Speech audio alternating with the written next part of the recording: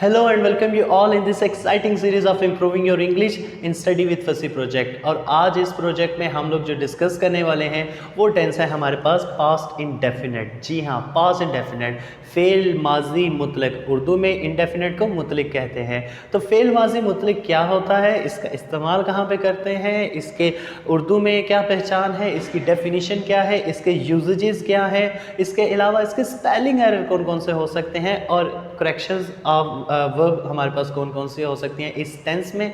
तो ये सारी की सारी बातें बहुत इंपॉर्टेंट है आपकी राइटिंग स्किल्स को इम्प्रूव करने के लिए, आपके पेपर्स के लिए और आपकी एकेडमिक राइटिंग के लिए। तो आए बिना किसी देरी के हम अपने टेंस का आगाज़ करते हैं। सबसे पहले तो हमारे पास पास्ट इंडेफिनेट है फेल माजी मुतलक। फेल माजी मुतलक का हम लोग इस्तेमाल कहाँ पे करते हैं, हम इसका इस्तेमाल वहाँ पे करते हैं जहाँ पर माजी की एक बात माजी में ही शुरू होके माजी में ही ख़त्म हो गई हो। एक एक्शन जो पास्ट में था और पास्ट में अब वो फिनिश्ड हो चुका है, ख़त्म हो चुका है, उसके लिए हम लोग इसका इस्तेमाल करते हैं। तो सबसे पहले इसकी डेफिनेशन को देखते हैं। This is the tense this tense is use to indicate a finished action, एक ऐसा एक्शन जो अब ख़त्म हो चुका है।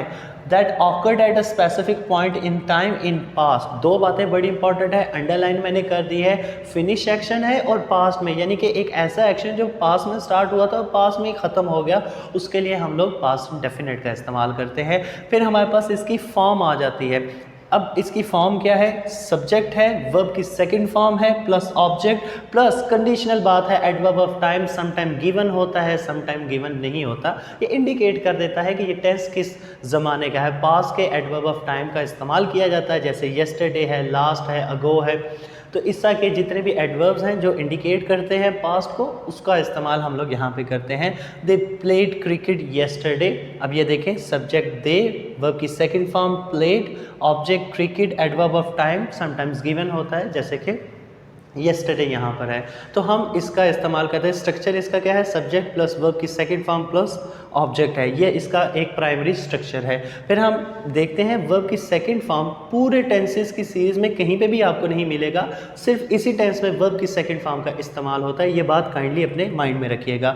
फिर वर्ब की सेकंड फॉर्म अगर बतानी है तो वर्ब की सेकंड फॉर्म में रेगुलर वर्ब्स भी होते हैं, वर्ब की फॉर्म्स में रेगुलर भी होते हैं और इरेगुलर भी होते हैं। इस बात का आपने ख़ास ख्याल रखना है। जैसे कि रेगुलर वर्ब की एक एग्जांपल है जंप है, तो इसकी सेकंड फॉर्म भी जंप है, थर्ड भी जंप्ड है, ईडी लगा के उसको कर दिया गया।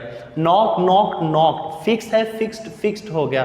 तो ये हमारे पास उस सीरीज़ में आप देख रहे हैं रेगुलर वर्ब में क्या होता है कि उसमें सिंपली हम लोग ईडी लगा के उसको चेंज कर लेते हैं। लेकिन इरेगुलर वर्ब भी होता है, जैसे गो वेंट गॉन, आपने देखा था, आपको बचपन से पढ़ते आ रहे गो वेंट गॉन। अब ये इरेगुलर वर्ब की एग्जांपल है। Break broke broken, fly flew flown. तो ये हमारे पास इरेगुलर वर्ब है। इसका खास याद रखना है, सबसे ज़्यादा गलतियाँ जो होती हैं, एरर्स जो होते हैं, स्टूडेंट इसी में करते हैं, उनको फॉर्म ऑफ वर्ब नहीं आती। आप फॉर्म ऑफ वर्ब जो है गूगल पे देख सकते हैं। आपको हम भी कोशिश करेंगे कि इस वीडियो के बाद जो है कुछ लिंक्स हम अपनी वीडियो डिस्क्रिप्शन में डाल दें ताकि वहाँ से भी आप उसे देख सकें कि रेगुलर और इरेगुलर वर्ब्स के डिफरेंसेस क्या क्या हैं। फिर हम आ जाते हैं इसके पॉजिटिव सेंटेंसेस कैसे बनाते हैं। पॉजिटिव सेंटेंसेस देखिए बड़ा इजी सा है। सेंटेंस सब्जेक्ट वर्ब की second form plus object. Positive sentence बहुत इजी है, जैसे आप लोग देख रहे हैं he wrote a letter, second form of verb wrote यहाँ पे लिखा आ गया। अब देखेंगे कि नेगेटिव सबसे ज़्यादा प्रॉब्लमेटिक, नेगेटिव और इंटेरोगेटिव। क्यों? क्योंकि इसमें हम लोग ले आते हैं डिड। जहाँ पे डिड आ जाता है उसके बाद क्या होता है कि second form of verb change होके वर्ब की फर्स्ट फॉर्म लगाई जाती है। सबसे ज़्यादा इवन कि जब हम क्वेश्चंस पूछते हैं कि कोई भी हमारे पास क्वेश्चन आता है जो हमारे पास इंडेफिनेट में होता है, जब उसको ट्रांसलेट किया जा रहा है तो बच्चे भी उसको सेकंड फॉर्म ऑफ वर्ब में, क्योंकि वो हमारे पास क्वेश्चन में तो डिड आ रहा होता है, वर्ब की फर्स्ट फॉर्म आ रही होती है, तो वो आंसर में भी वर्ब की फर्स्ट फॉर्म लगा देते हैं। हालांकि ये सबसे बड़ा एरर है। जब डिड हट जाता है तो वर्ब की सेकंड फॉर्म ही आएगी पास्ट इंडेफिनेट में। लेकिन यहाँ पे आप देखेंगे negative, subject did not plus verb की फर्स्ट फॉर्म, ये ख्याल रखना है, ये आपने भूलना नहीं है। और ऑब्जेक्ट है, he did not write a letter. ठीक है, अब रोड के बजाय यहाँ पे राइट आ गया। बड़ी इंपॉर्टेंट बात है, इसको देखिएगा। जब आपने डिड लगाना है तो उसके बाद वर्ब की फर्स्ट फॉर्म आएगी। फिर हमारे पास क्या है, इंटेरोगेटिव में भी ये है क्योंकि यहाँ पे भी डिड आ रहा है तो इसके बाद वर्ब की फर्स्ट फॉर्म। आप समझ लें कि डिड एक बदमाश है, ये अपने साथ वर्ब की सेकंड फॉर्म को नहीं बल्कि वर्ब की फर्स्ट फॉर्म को ही लगाएगा। ठीक है, तो आपने क्या करना है, did he write a letter, double interrogative जिसमें WH family, why, when, where, whom, who, how many, how much, इस तरह के जितने भी हमारे पास WH फैमिली से होते हैं, जहाँ कहीं वो आते हैं वो हमेशा ऑक्सिलरी वर्ब से भी पहले आ जाते हैं। जैसे कि why did he writes a letter, तो हम यहाँ पे इस चीज़ को देखा कि हमारे पास पॉजिटिव सेंटेंसेस, नेगेटिव में उसकी क्या कंस्ट्रक्शन थी। अब हम अपने नेक्स्ट चलते हैं जहाँ पे हम उर्दू में इसकी कंस्ट्रक्शन और इंग्लिश में इसके यूजेजेस को भी देखते हैं। सो डियर व्यूवर्स, अब हम लोग चलेंगे उर्दू के फ़िक्रात को कैसे बनाना है। उर्दू के फ़िक्रात बनाने बड़े ही आसान है। उर्दू में इसके सेंटेंस स्ट्रक्चर क्या है उसकी पहचान मैं आपको बता चुका हूँ। ता है, ती है, ते हैं, या था है, थी है, थे हैं आएगा, या उसके साथ अलिफ छोटी ये या बड़ी ये आएगी। तो अब हम इसको भी देखते जाते हैं। इसके आखिर में देखिएगा आपको नज़र आ जाएगा था लिखा आ रहा है, इसके आखिर में अलिफ लिखा आ गया है, ये इसमें बड़ी ये आ रही है, इसमें छोटी ये आ रही है। इसका मतलब है ये पास इंडेफिनेट के मुताबिक ही हैं, उर्दू में पहचान के मुताबिक। तो अब हम इसको देखते हैं, इसको ट्रांसलेट करके देखते हैं। सब्जेक्ट वर्ब की सेकंड फॉर्म और साथ में हमने क्या करना है, ऑब्जेक्ट का इस्तेमाल, और साथ में अगर टाइम, एडवर्ब ऑफ टाइम दिया गया है तो उसको लिख लेंगे, अगर नहीं मेंशन तो उसको नहीं लिखेंगे। मैं इससे कल मिला था, मैं की अंग्रेज़ी आई, मिलने की अंग्रेजी होती है मीट, लेकिन सेकंड फॉर्म हुआ I met him yesterday, past indefinite में था तो हमने इसे क्या किया, आई मेट हिम येस्टरडे। अगला सेंटेंस देखें, स्कूल में लड़कियों ने शोर मचाया। अब हम क्या करेंगे, the girls made noise in the school. हम कल स्कूल गए थे, हम कल स्कूल गए थे। हम की English, we went to the school yesterday. Okay, मैंने इसको सजा नहीं दी। अब नहीं, नेगेटिव सेंटेंस, आपको पता है जब नेगेटिव में आएगा तो क्या होगा, हमारे पास वर्ब की फर्स्ट फॉर्म आ जाएगा। बड़ा ट्रिकी है, इसको देखिएगा। मैंने, आई डिड नॉट पनिश, इधर पनिश्ड नहीं आएगा बल्कि पनिश आएगा। I did not punish him. सबसे ज़्यादा गलती बच्चे करते हैं, डिड भी लगा देते हैं और साथ में वर्ब की सेकंड फॉर्म भी लगा देते हैं। क्या तुमने नई किताब नहीं खरीदी, तो इसको हम लोग ट्रांसलेट करेंगे, why did you not buy a new book, क्या तुमने, ठीक है, इसके साथ आ जाएगा why did you not buy a new book, तुम फहद पे क्यों चीखे, why did you shout at Fahad. जो किसी का नाम होता है वो प्रॉपर नाउन होता है और उसका पहला लफ्ज़ हमेशा कैपिटल होता है। Why did you shout at Fahad. तो आपने देखा उर्दू में इसकी कंस्ट्रक्शन हमने कैसे की, कुछ ट्रिकी से थे, मैंने आपको बताया इंटेरोगेटिव और नेगेटिव सेंटेंसेस में आपने क्या करना है, इसमें सिंपली आपने वर्ब की फर्स्ट फॉर्म लगा देनी है। तो अब हम आ जाते हैं इंग्लिश यूजेजेस में। जी हाँ, इंग्लिश यूजेजेस भी तो इम्पॉर्टेंट है ना, कि इसको इस्तेमाल कहाँ पे करना है, हम लोगों को ऑलरेडी इसके मतलब पता होना चाहिए। तो इस सीरीज़ में आपको ये सब चीज़ें मिलेगी, आपने बस इसको अपने पास मेमोराइज कर लेना है, कॉन्सेप्ट्स क्लियर कर लेना है। तो सबसे पहले क्या होगा, action happened at a particular time in past. जी हाँ, पास्ट में किसी टाइम पे जो है वो एक्शन परफॉर्म हुआ है तो उसे हम पास्ट इंडेफिनिट में ले आएंगे। Ali came to see me last Sunday, he went to a party at the weekend, I visited my uncle 3 days ago। तो ये हमारे पास एक्शन हैं जो पास्ट में हो चुके हैं, यानी कि मैं अपने अंकल से 3 दिन पहले मिल चुका हूँ। तो जब आपने वहाँ पे बात कर चुके हैं तो उसके लिए हम लोग क्या करेंगे, हम एक्शंस को बताने के लिए, पास के एक्शंस को बताने के लिए हम इसका इस्तेमाल करते हैं। सीरीज़ ऑफ कंप्लीटेड एक्शन, जब हम किसी स्टोरी के अंदर, स्पेशली हम जितनी भी स्टोरीज़ लिख रहे होते हैं ना, जो मॉरल स्टोरीज़ हैं मोस्टली जो हमारे एकेडमिक्स की होती हैं, वो पास्ट टेंस में ही हम लोग पास्ट इंडेफिनिट में ही लिख रहे होते हैं। तो जितने भी कंप्लीटेड एक्शंस हैं जो पास्ट को इंडिकेट करते हैं, तो उसके लिए भी हम लोग क्या कहते हैं, पास्ट इंडेफिनिट का इस्तेमाल करते हैं। जैसे कि David walked into my apartment, woke me up and took me to Taj Mahal. तो ये देखें, ये हमारे पास सीरीज़ ऑफ एक्शन है। एक्शन नंबर 1, एक्शन नंबर 2 जिसमें उसने उसे उठाया है, एंड एक्शन नंबर 3 जिसमें वो ताज महल उससे लेके गया है। तो ये जब सीरीज़ ऑफ एक्शन पास्ट में इंडिकेट करने होते हैं तो उसके लिए सबसे सूटेबल हमारे पास पास्ट इंडेफिनिट होता है। सेकंड देख लीजिएगा, the hero sat down and ordered a tea at cafe। तो आप देखेंगे ये सीरीज़ ऑफ एक्शन या हमारे पास एक स्टोरी नरेट करते हैं जब हम पास्ट में, तो उसके लिए सबसे सूटेबल हमारे पास कौन सा होता है, पास्ट इंडेफिनिट। फिर हम लोग देखते हैं, yesterday we close the door, turn the music high and starting dancing. तो ये देखें 3 एक्शन है, ये सीरीज़ ऑफ एक्शन है, और पास्ट में जब बताना है तो उसके लिए हम सूटेबल क्या होता है, सबसे अच्छा हमारे पास पास्ट इंडेफिनिट होता है। फिर हमारे पास रिपीटेड एक्शन या हैबिट्स आ जाती हैं। रिपीटेड एक्शन या हैबिट्स में क्या होता है हमारे पास, जैसे कि वो हैबिट्स या रिपीटेड एक्शन जो पास्ट में इंडिकेट कर रहे हो, यानी वो हैबिट अब मैं छोड़ चुका हूँ, पहले वो हैबिट थी मेरी लेकिन अब उससे छुटकारा पा चुके हैं या वो ख़त्म हो चुकी है, तो उसके लिए हम लोग क्या करते हैं, हैबिट जो पास्ट की होती है उसके लिए भी हम लोग इसका इस्तेमाल करते हैं। जैसे Sam work at a hotel after the school, ये उसका एक रिपीटेड एक्शन है पास्ट में। I played cricket when I was in the school, तो जब आप इसके मुतालिक बात करेंगे, जब मैं स्कूल में था तब मैं क्रिकेट खेला करता था लेकिन शायद अब मैं नहीं खेलता। तो जब आपने ऐसी बात भी करनी है उसके लिए भी आपने पास्ट की हैबिट बताने के लिए भी आपने पास्ट इंडेफिनिट का इस्तेमाल करना है। आई नेवर स्मोक्ड, तो ये भी उसके एक एक्टिविटी है, ये पास्ट को इंडिकेट करे, तो उसके लिए भी हम पास्ट इंडेफिनिट का इस्तेमाल करेंगे। फिर हमारे पास फोर्थ वन आ जाता है, to talk about something that happened a few moments ago, यानी कि अभी अभी वो चीज़ ख़त्म हो गई है, ठीक है, यानी थोड़ी देर पहले भी वो एक्शन परफॉर्म ख़त्म हो चुका है, तो उसके लिए भी हम लोग है हु एट माई चिप्स, यानी कि मैं कहीं बाहर गया था, मैं वापस आया तो मैंने देखा कि मेरे चिप्स कोई खा गया, तो मैंने उसे कहा, यानी ये अभी अभी एक्शन परफॉर्म हुआ है, कोई मेरे ये जो है वो चिप्स या जूस के मुतालिक, जैसे हमने एक सेंटेंस है ना, did you drink my juice, ठीक है। तो जब आपने रिसेंटली ऐसे एक्शंस के मुतालिक बताना है तो उसके लिए भी पास्ट इंडेफिनिट का ही इस्तेमाल होगा।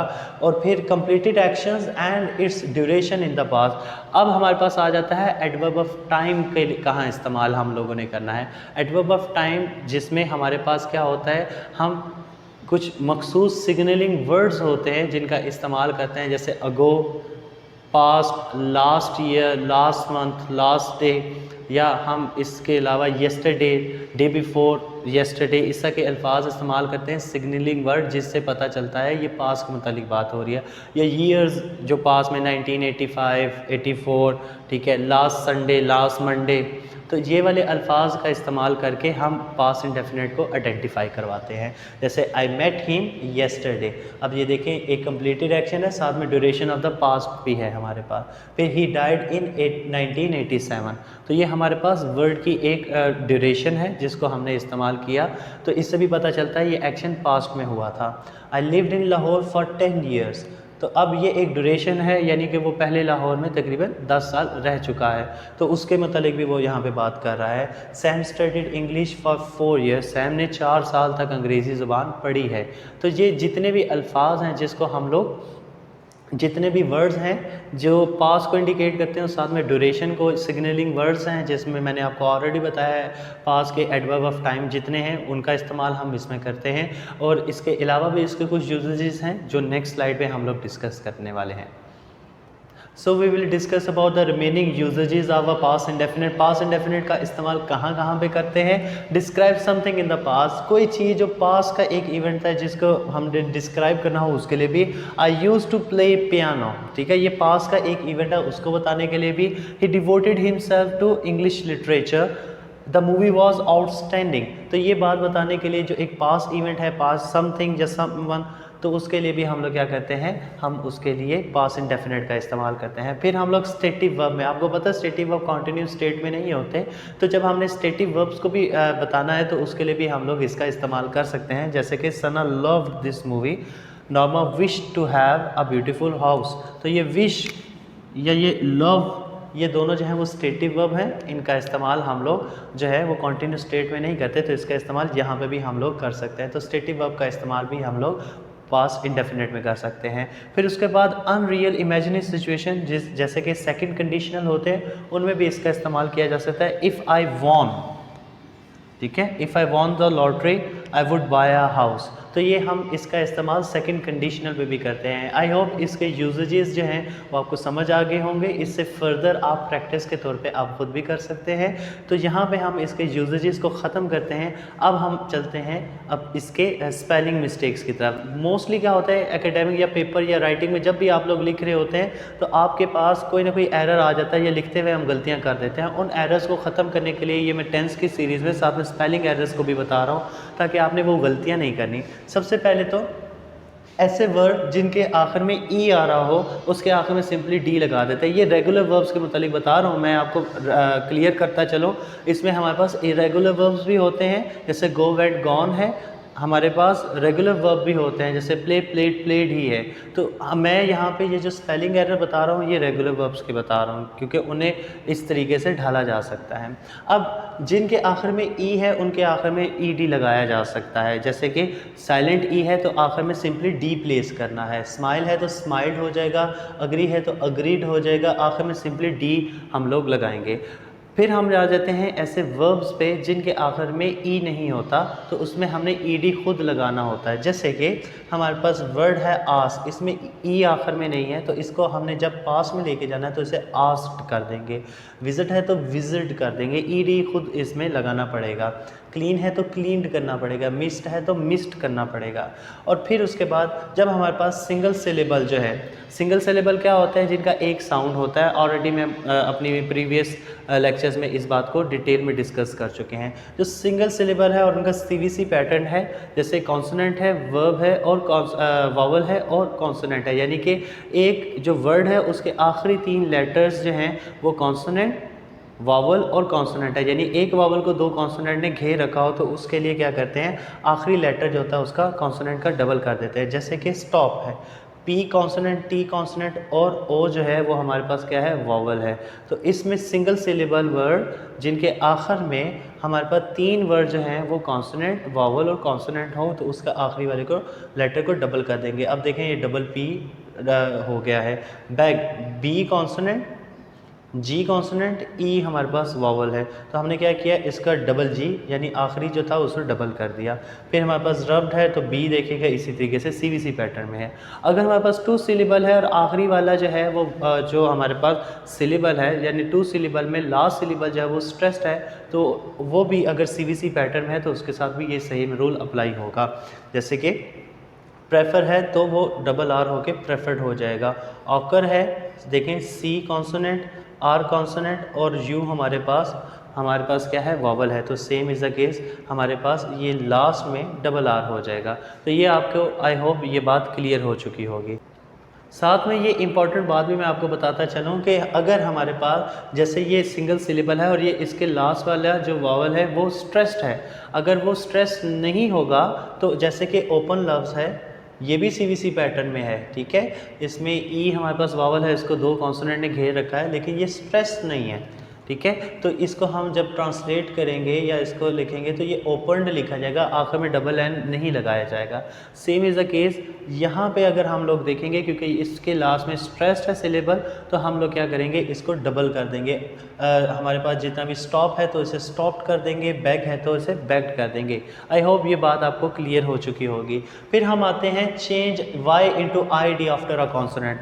अगर हमारे पास जो वर्ब्स हैं वो वाई पे ख़त्म हो रहे हैं तो उसके साथ 2 कंडीशन है। अगर वो वाई से पहले कॉन्सोनेंट है, यानी वाई लिखा आ रहा है उससे पहले एक कॉन्सोनेंट लिखा आ रहा है, तो हम उसको वाई को चेंज करके आई डी लगा देंगे। जैसे कैरी है, इसके पहले आर जो है वो कॉन्सोनेंट है, तो ये आई ई डी बन जाएगा वाई को निकाल के, तो ये कैरिड हो जाएगा। वरी है, वाई को निकाल देंगे, आई ई डी इसको रिप्लेस करेंगे, वरिड हो जाएगा। डिनाई है तो डिनाइड हो जाएगा। लेकिन अगर वाई से पहले एक वॉवल है तो हम क्या करेंगे, सिंपली उसके बाद ई डी लगाएंगे। जैसे प्ले है, वाई तो ज़रूर है लेकिन इससे पहले वॉवल आ रहा है, तो हम लोग क्या करेंगे, प्लेड करेंगे। डिस्ट्रॉय तो है, वाई तो आ रहा है लेकिन ओ जो है वो हमारे पास वॉवल है, तो ये डिस्ट्रॉयड हो जाएगा, ई डी सिंपली इसके आखिर में आ जाएगा। और फिर हमारे पास जो सेकंड लास्ट है, double the last letter L in British English. British English में जब हमने इसे पास्ट इंडेफिनिट में कन्वर्ट करना है तो वो जो लास्ट वाला एल है इसे डबल कर देंगे। जैसे कि ट्रैवल है तो वो ट्रैवल्ड हो जाएगा, डबल एल आ जाएगा। कैंसिल है तो कैंसल्ड हो जाएगा। अगर हमारे पास लेवल है तो लेवल्ड हो जाएगा, ठीक है। और लास्ट में हमारे पास हेल्पिंग वर्ब, इसके अंदर जो इस्तेमाल होता है डिड नॉट का हमारे पास एरर आ जाता है। समटाइम जो कंट्रैक्शन में जब नेगेटिव कंट्रैक्शन होती है तो जो नॉट है इसमें इसके ओ को निकाल के कंट्रैक्शन कर दी जाती है और अपॉस्ट्रॉफी लगा दिया जाता है। लेकिन समटाइम इसका ये कंट्रैक्शन में इस साइड पे भी आ सकता है। तो ये वाला एक गलती है हेल्पिंग वर्ब की, ये भी एक एरर आ सकता है। जब नेगेटिव बनाना है तो नॉट यानी NOT ओ को निकाल कर ओ को एक्सपेल करके आपने अपॉस्ट्रॉफी यहाँ पे लगा देनी है। तो ये आपका एक एरर भी ठीक हो जाता है। तो सम टाइम ये एरर भी देख सकता है, हालांकि माइनर सा एरर है लेकिन ये भी अमूमन आता है। आई होप यहाँ तक आपको स्पेलिंग एरर्स भी समझ आ चुके होंगे। अब हम इसके ग्रामेटिकल एरर्स की तरफ जाते हैं और उसको देखते हैं कि उनमें क्या क्या गलतियाँ हो सकती हैं। अब हम लोग डिस्कस करेंगे पास्ट इंडेफिनिट की करेक्शंस को। पास्ट इंडेफिनिट की करेक्शन को क्यों ठीक करना है, क्योंकि इससे हमारी राइटिंग बेहतर होगी, हमारी ग्रामर इंप्रूव होगी और हमें पता चलेगा कि कहाँ पे इसका इस्तेमाल करना है, कहाँ पे ये वाले एरर्स नहीं करने। और जहाँ पे एरर्स ये करेंगे ऑटोमेटिकली जब कभी हम कभी कंपटीशन में या किसी भी एकेडमिक में ये लिख रहे होंगे तो हमारे नंबर कट जाएंगे, हमारे मार्क्स डिडक्ट होंगे। तो हमने ये वाली गलती नहीं करनी। तो सबसे पहले इन एरर्स में हम लोग देखते हैं टेंस की गलती आ सकती है। टेंस की गलती क्या हो सकती है, आई मीट यस्टरडे। अब आपको ये टाइम मार्कर से समझ आ रहा है, यस्टरडे से समझ आ रहा है, ये पास्ट इंडेफिनिट के मुतालिक बात हो रही है। तो आप इसे मीट नहीं करेंगे बल्कि आप इसे मेट कर देंगे, क्योंकि वर्ब की सेकंड फॉर्म का इस्तेमाल किया जाता है। तो टेंस का ये एरर आ सकता है, आपकी करेक्शन ऑफ जो है वो वर्ब में आपके पास आ सकता है टेंसेज में। तो आपने क्या करना है कि इसको सिंपली आई मीट के बजाय इसे मेट होगा, ये आपका एरर ठीक हो जाएगा। फिर आपके पास दूसरे टाइप से आ सकते हैं नेगेटिव या इंटेरोगेटिव, क्योंकि ये काफ़ी ट्रिकी सा है। नेगेटिव या इंटेरोगेटिव में क्या होता है, हमारे पास वर्ब की फर्स्ट फॉर्म आती है, वर्ब की सेकंड फॉर्म नहीं आती। जैसे कि did he wanted to eat apples, ठीक है, did he wanted to eat apple. तो अब आपको पता है जब डिड आ गया तो उसके बाद तो वांट आएगा ना, ठीक है। तो हम क्या करेंगे यहाँ पे इससे सूटेबल देखेंगे, वांटेड, वांट्स, विल वांट। तो हम कहेंगे नहीं, ये इसके साथ वर्ब की सिंगुलर फॉर्म आएगी, वर्ब की फर्स्ट फॉर्म आएगी तो यहाँ पे वांट्स आएगा। तो ये वाला एरर भी आपने नहीं करना, ये अपनी राइटिंग में भी इम्प्रूव करना है। नेगेटिव और इंटेरोगेटिव जब कभी पास्ट इंडेफिनिट कहेंगे उनके साथ वर्ब की फर्स्ट फॉर्म आएगी। फिर हम लोग देखते हैं third one, to indicate a definite time in the past. जब पास के किसी एक डेफिनेट टाइम के मुतालिक बात की जा रही है तो उसके लिए भी हम लोग इसका इस्तेमाल करते हैं। I have played a match at 5 o'clock this morning. अब ये 5 o'clock दिस मॉर्निंग जो है ये बता रहा है कि ये डेफिनेट टाइम है, जिसको वो बता रहा है कि मैंने माजी में ये काम किया है। तो उसके साथ भी हम लोग क्या करेंगे, हम उसके साथ पास्ट इंडेफिनेट का इस्तेमाल करेंगे। यहाँ पे हैव प्लेड नहीं बल्कि सिंपली प्लेड आएगा, क्योंकि जब हमारे पास डेफिनेट टाइम इन पास्ट आएगा तो उसके साथ भी हम लोगों ने पास्ट इंडेफिनेट का इस्तेमाल करना है। ये थोड़ा सा ट्रिकी सा था तो इसलिए भी ये मैंने यहाँ पे मेंशन कर दिया है। फिर हमारे पास आ जाता है to indicate a repeated actions in the past. जब पास्ट के कोई रिपीटेड एक्शंस आपने बताने हैं तो उसके लिए क्या करते हैं, उसके लिए भी पास्ट इंडेफिनेट का इस्तेमाल करते हैं। Yesterday we were running and singing a song. तो आपको ये एरर क्या होगा, इसको हम रैन और सैंग कर देंगे, क्योंकि हम yesterday we ran and sang a song. तो हम इसको जो है वो पास्ट इंडेफिनेट में ले जाएंगे जब हमने रिपीटेड एक्शन जो पास्ट के उनको बताने के लिए। तो ये एरर भी आपको आ सकता है। फिर उसके बाद स्टेटिव वर्ब का एरर आ सकता है। स्टेटिव वर्ब कभी भी कॉन्टिन्यूस स्टेट में नहीं होते, तो उसका एरर भी आपको आ सकता है। जैसे कि I am wanting to become a doctor. तो एम वांटिंग तो नहीं हो सकता, स्टेटिव वर्ब के साथ तो नहीं आ सकता। वांट एक स्टेटिव वर्ब है, कॉन्टिन्यूस स्टेट में तो नहीं हो सकता। तो हम क्या करेंगे, एम वांटिंग भी गलत हो जाएगा। वांटेड जो है I wanted to become a doctor, unfortunately मैं डॉक्टर नहीं बन सका तो I wanted to become a doctor. फिर उसके बाद जो लास्ट वन है वो सेकंड कंडीशनल एरर अनरियलिस्टिक किस्म की सिचुएशन में भी आ सकता है। जैसे कि if I will be a king, ठीक है, if I will be a king I would give charity to all and sundry. All and sundry का मतलब होता है हर हासो आम। तो आपको पता है इसके साथ विल तो नहीं आएगा सेकंड कंडीशन में हमारे पास पास्ट इंडेफिनिट में। तो हम क्या करेंगे, इफ़ आई वॉज बल्कि इसके साथ आई वर आएगा। विल भी नहीं आएगा, शैल भी नहीं आएगा, वॉज भी नहीं आएगा, बल्कि इसके साथ वर आ जाएगा। ये हमारे पास जो ऐसी विशेज़ होते हैं जो अनरियलिस्टिक किस्म के होते हैं, जो पूरी नहीं हो सकती, तो उनके लिए हम लोग क्या कहते हैं, सेकंड कंडीशन का इस्तेमाल करते हैं। तो मेरे हमें यहाँ पे हमारे पास्ट इंडेफिनिट जो है ना उसका लेक्चर कंप्लीट हो चुका है। उसके लेक्चर में हम लोगों ने देखा इसकी डेफिनेशन क्या है, कहाँ कहाँ पे इसको इस्तेमाल करना है, इसके यूजेजेस क्या है, इसका प्राइम जो है वो हम लोग कहाँ पे इस्तेमाल कर सकते हैं, इसकी करेक्शंस क्या क्या हो सकते हैं। तो ये सारी जो एक सीरीज़ है ये बड़ी इंटरेस्टिंग चल रही है। आपको भी इसको पढ़ के कुछ ना कुछ एक न्यू थिंग के मतलब पता चलता जा रहा होगा। और अगर आपको ये वाली हमारी वीडियोस अच्छी लग रही हैं तो kindly like, share and subscribe, क्योंकि आप जब लाइक या शेयर करते हैं तो उससे हम लोगों को और ज़्यादा मोटिवेशन होती है। तो thank you for watching this whole video.